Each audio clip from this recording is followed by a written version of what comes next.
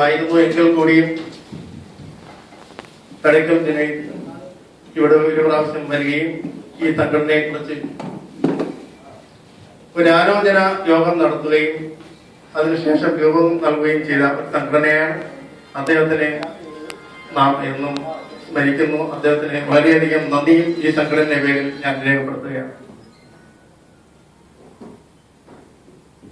അടുത്തതായി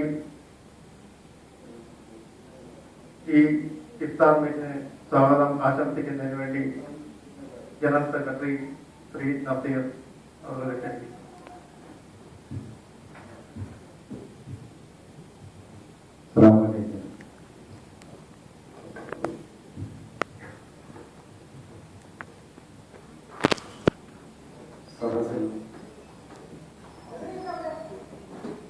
അധ്യക്ഷൻ,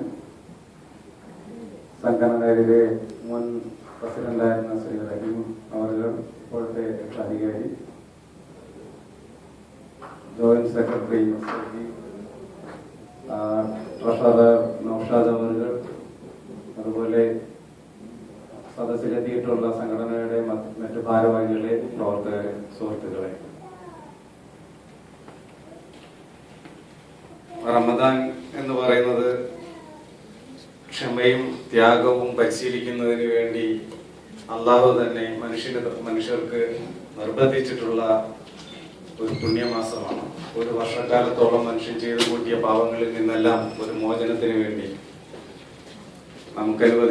നമുക്ക് നിർബന്ധിക്കപ്പെട്ടിട്ടുള്ള ഈ വ്രതാനുഷ്ഠാനം നമ്മളിലെ നന്മകൾ പുറത്തു കൊണ്ടുവരുന്നതിനും സ്വാംശീകരിക്കുന്നതിനുമുള്ള നല്ലൊരു അവസരമാണ്.